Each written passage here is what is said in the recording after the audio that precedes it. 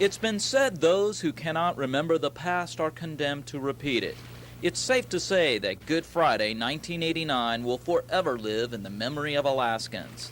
The oil spill prevention course charted by the state since is designed to prevent another Exxon Valdez. Right here, you can pull these surface rocks away, and there's still shiny oil in here. It's mobile oil. It's not hardened yet. It hasn't turned into a asphalt.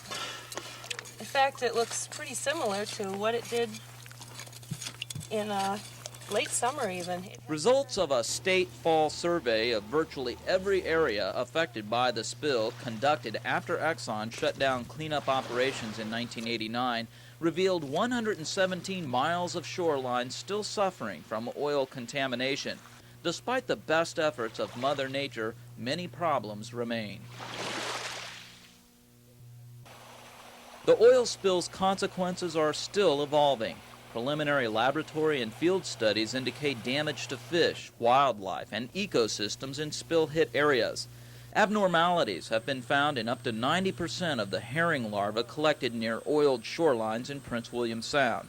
In 3 oiled salmon spawning streams, where there normally would be tens of thousands of salmon eggs or juvenile forms, biologists this spring have been unable to find a single egg or fry.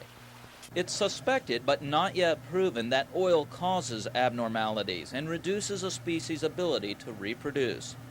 Alaska has committed $10 million to conducting more than 3 dozen damage assessment studies, ranging from oil's effect on pink salmon eggs to injuries to brown and black bear, which digest oily food. In addition, Exxon and the federal government have been conducting a wide range of scientific studies into the environmental impact of the oil spill. Since October, the state has been negotiating with Exxon to release all scientific data about the spill. Oil shipping operations in Alaska have never been the same since the Exxon Valdez captain radioed that his ship had gone aground. We fetched up hard ground north of Goose Island, Fly Reef. Shortly after the spill, through emergency orders now part of a permanent contingency plan, the Cooper administration stiffened requirements on Alyeska Pipeline Service Company to effectively respond to oil spills. Alyeska must now have at least 30,000 feet of sea boom on hand at all times, the ability to recover oil from the water at a rate of 10,000 barrels an hour, the ability to transfer oil from a stricken tanker at a rate of 10,000 barrels an hour, and sufficient lightering, storage, and transfer equipment to accommodate those recovery rates. Alyeska must boom all tankers upon their arrival in Valdez and inspect boomed areas hourly for spills.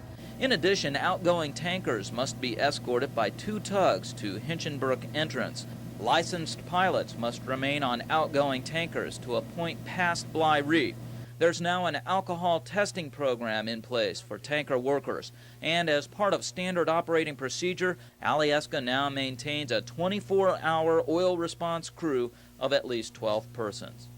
Less than 2 months after the spill, the state passed legislation placing responsibility for oil spill cleanup costs and damages on those who economically benefit from commercial production and use of oil or hazardous substances.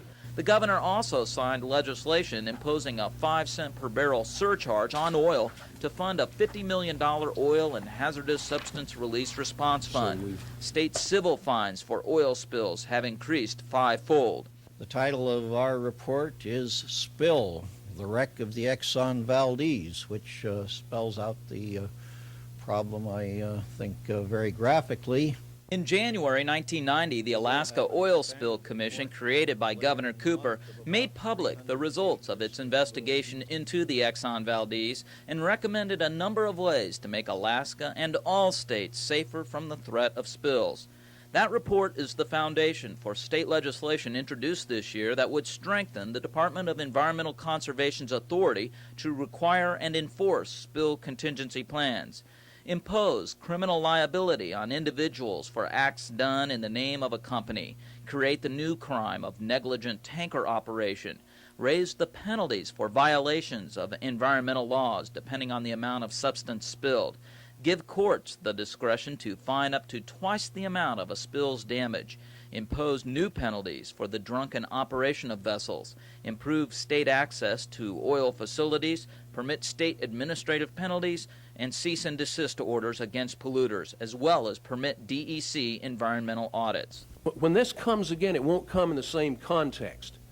Something else will happen. There'll be a blowout on an offshore platform or some similar type of situation. And I think that we need to be prepared for a federal response that is organized, in which there is a clear command structure, and where we know for dead certain where the necessary equipment is and the necessary personnel that we need and where the materials are. Governor Cooper's testimony before Congress shortly after the spill played an integral role in the crafting of the Federal Oil Spill Liability and Compensation Act of 1989. Congress concurred with Cooper's proposal to establish the creation of a $1 billion fund to respond to oil spills in the future. Congress also went along with Cooper's recommendations that a worldwide computer inventory of spill equipment and cleanup experts be established, and that all tankers be required to have equipment and trained personnel on board to deal with large spills the moment they happen. The governor still strongly supports direct participation by the state in determining when a spill is clean and having the Coast Guard automatically take charge of large spills. Also, Alaska supports the requirement that oil tankers be equipped with double hulls and double bottoms to reduce the risk of spills. One Coast Guard study showed that the Exxon Valdez would have lost about 60% less oil if it had been equipped with a double hull. The state of Alaska is one of more than 150 plaintiffs who have filed civil suits against Exxon and Alyeska as the result of the oil spill. Alaska is seeking damages to compensate for harm to state resources and provide funds for environmental restoration. Alaska successfully led the fight against a plea bargain agreement between Exxon and the Justice Department that would have imperiled the civil suits against Exxon by terminating state and federal cooperation in the damage assessment and restoration process. There have been innumerable challenges presented by the oil spill, offsetting negative publicity that could adversely affect tourism and the marketing of state seafood, and providing additional human services to communities afflicted by the spill, just to name a few. Perhaps the greatest challenge of all still lies before us, the commitment to do everything possible to remove that oil. The debate has begun over which cleanup method should be used this year. The state believes it's going to take a variety of methods to do the job. The ultimate goal is long-term recovery and restoration of resources, not short-term results. So long as fishermen risk losing their catch, subsistence fishing game are in jeopardy, and popular recreation areas are threatened, the cleanup must continue. The task will be accomplished not by expediency, but through perseverance. There's no way I could call this area a clean beach.